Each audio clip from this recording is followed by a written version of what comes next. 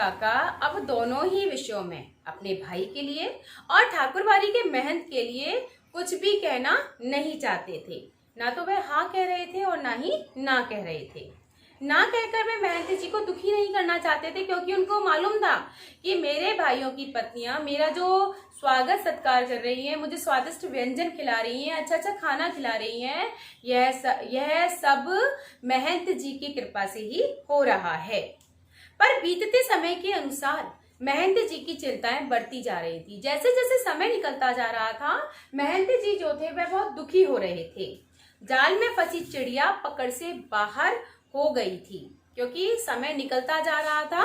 तो महंत जी को ऐसा लग रहा था कि जैसे जाल में फंसी हुई चिड़िया जब उड़ जाना चाहती है, वैसे ही हरिहर काका जो थे वह उनके जाल में उन्होंने जो फांसा था उसे, वह हरिहर काका उस जाल से दूर हो रहे थे। महंत जी इस बात को सह नहीं पा रहे थे। महंत जी को लग रहा था कि हरिहर धर्म संकट में पड़ गया है। एक और तो वह चाहता है कि ठाकुर जी को लिख दूं, जो उसके 15 बीघा खेत है वह ठाकुर जी को लिख दूं, किंतु दूसरी ओर भाई के परिवार के माया मोह में बंध जाता है।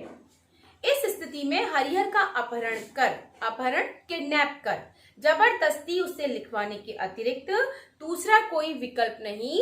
विकल्प अर्थात उपाय, कोई दूसरा उपाय, कोई दूसरा रास्ता नहीं था। बाद में हरिहर स्वयं राजी हो जाएगा। जो ठाकुरबाड़ी के महंत थे वह विचार कर रहे थे कि यदि हरिहर अपनी मर्जी से अपने 15 बीघा खेत यदि ठाकुरबाड़ी के नाम नहीं लिखेगा तो हमें जबरन हरिहर काका का अपहरण करना पड़ेगा। इसके सिवा अब महंत को कोई भी दूसरा उपाय दिखाई नहीं दे रहा था। महंत जी लड़ाकू और दबंग प्रकृति के आदमी हैं। महंत जी जो थे, कहने को तो वह मुखिया थे, ठाकुरबाड़ी के साधु थे, लेकिन बहुत ही दबंग प्रकृति के आदमी थे। वह किसी से डरते नहीं थे। अपनी योजना को कार्य रूप में परिणत करने के लिए वह जी जान से जुट गए। उन्होंने जो मन में विचार किया कि वह हरिहर काका का अपहरण कर लेंगे और उनसे उनकी संपत्ति ठाकुरबाड़ी के नाम करवा लेंगे, तो अपनी इस योजना को परिणत करने के लिए, अपनी इस योजना को सफल बनाने के लिए वह जी जान से जुट गए। उन्होंने कठिन परिश्रम करना प्रारंभ कर दिया। हालांकि यह सब गोपनीयता का निर्वाह करते हुए वे कर रहे थे। हालांकि वह सब, या जो भी अपहरण की योजना थी, वह सब गोपनीयता यानी चुपचाप में कर रहे थे। हरिहर काका के भाइयों को इसकी भनक तक नहीं थी कि महंत जी के दिमाग में क्या चल रहा है। बात अभी हाल ही की है। आधी रात के आसपास ठाकुरबाड़ी के साधु संत और उनके पक्षधर भाला, गंडासा और बंदूक से लैस एकाएक हरिहर काका के दालान पर आ धमके। बात अभी कुछ समय की है कि अचानक से एक दिन ठाकुरबाड़ी के जो साधु संत थे और साधु संत और उनके जो पक्षधर लोग थे, जो उनके खुद के लोग थे, वह सभी उन्होंने बंदूक, भाला, गंडासा इत्यादि निकाला और ठाकुरबाड़ी के जो लोग थे वह हरिहर काका के घर पर आकर धमक पड़े। हरिहर काका के भाई इस अप्रत्याशित अर्थात अचानक से हुए इस हमले के लिए तैयार नहीं थे। उन्हें नहीं पता था कि ठाकुरबाड़ी के जो महंत, साधु इत्यादि हैं वह इतना भी गिर सकते हैं कि हरिहर काका को चोट पहुंचा सकते हैं।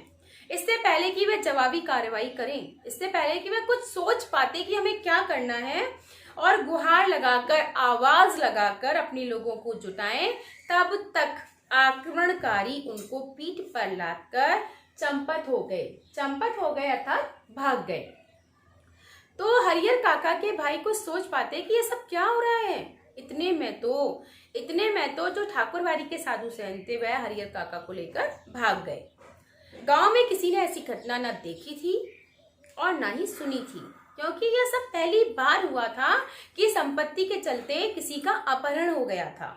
सारा गांव जाग गया, क्योंकि गांव छोटा सा होता है और गांव में जैसे ही कोई भी हलचल होती है तो सारे गांव के लोग एकजुट हो जाते हैं।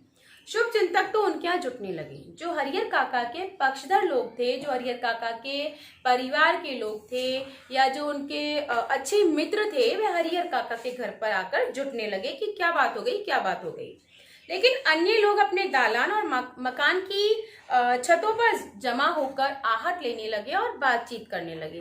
वह आपस में ही छत पे खड़े होके गुफ्तगू करने लगे, एक दूसरे से कानाफूसी करने लगे कि अरे अरे क्या हो गया, हरिहर काका का अपहरण किसने कर लिया, ऐसी क्या बात हो गई कि हरिहर काका को लोग चोट पहुंचाकर ले गए।